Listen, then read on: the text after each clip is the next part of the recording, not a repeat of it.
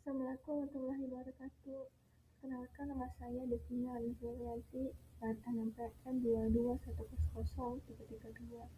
Di sini saya akan menjelaskan mengenai prinsip-prinsip perjanjian internasional.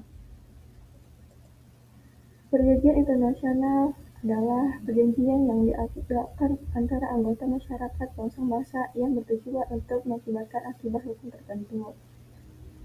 Selanjutnya di sini ada prinsip-prinsip perjanjian internasional.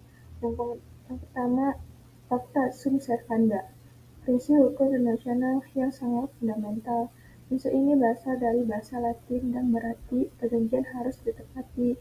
Ini adalah prinsip dasar yang menyatakan bahwa negara-negara yang terlibat dalam suatu perjanjian internasional harus mematuhi kewajiban-kewajiban yang tercantum dalam perjanjian tersebut dengan itikat baik. Namun, ada situasi tertentu di mana pemenuhan perjanjian dapat diragukan atau terganggu karena perubahan keadaan yang sangat mendasar atau ekstraordiner, seperti perubahan bersejarah dalam keadaan politik atau keamanan. Dalam kasus seperti itu, prinsip fakta sunt servanda dapat menjadi subjek perdebatan dan perundingan untuk mencari solusi yang adil dan mempertimbangkan kepentingan semua pihak yang terlibat. Yang kedua, free consent, perjanjian atau persetujuan yang dibuat oleh individu atau pihak yang berwenang secara sukarela, tanpa adanya paksaan atau tekanan yang tidak sah. Dalam konteks hukum dan perjanjian, consent mengacu pada persetujuan atau izin yang diberikan oleh pihak yang berwenang untuk melakukan sesuatu atau mengikat diri dalam suatu perjanjian.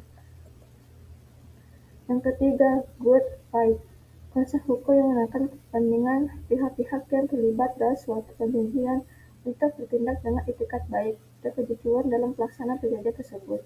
Dalam konteks perjanjian, good faith mengacu pada sikap dan perilaku yang tidak curang, tidak menceraikan, dan sesuai dengan tujuan perjanjian.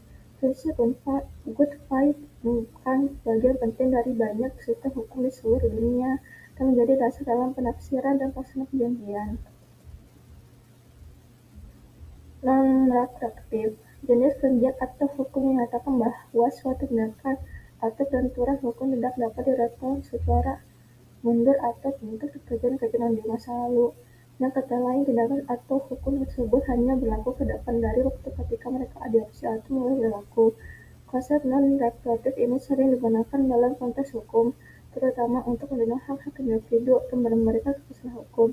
Prinsip non-retroaktif mencegah pelanggaran hukum atau peraturan yang merugikan seorang atau kelompok secara retrospektif atau dengan efek yang berlaku surut. Hal ini bertujuan untuk memastikan bahwa seseorang tidak dapat dihukum atau dikenakan konsekuensi hukum karena tindakan yang legal pada saat tindakan tersebut dilakukan.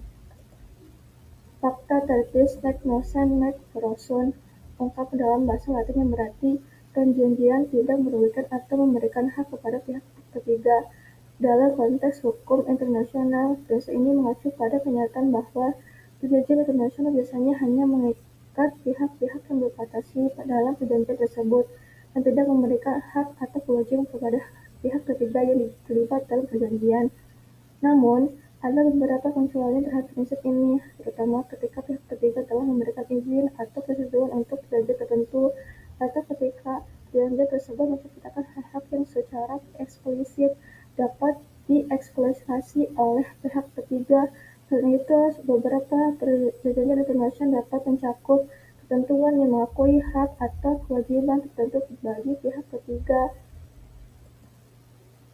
Rebus substantivus atau fundamental change of circumstances, prinsip hukum internasional yang mengakui bahwa suatu perjanjian dapat diubah atau diberhentikan jika terjadi perubahan keadaan yang mendasar dan tak terduga yang membuat pelaksanaan perjanjian tersebut tidak mungkin atau tidak adil lagi.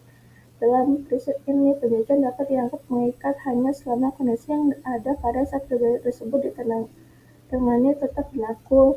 Prinsip rebus substantivus tidak digunakan dengan mudah, dan pihak yang ingin melakukan perubahan keadaan yang mendasar harus memenuhi standar yang tinggi.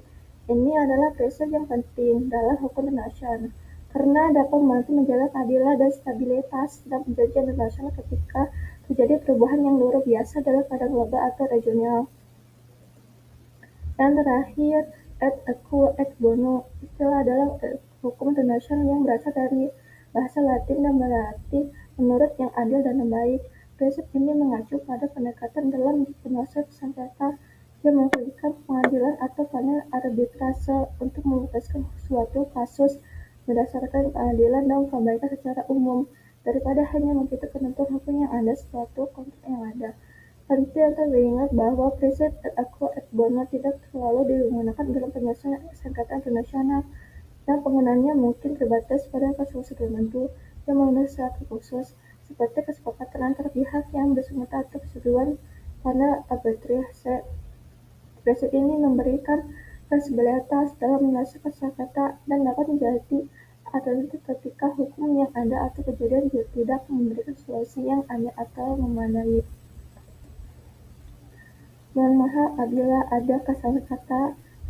Wassalamualaikum warahmatullahi wabarakatuh.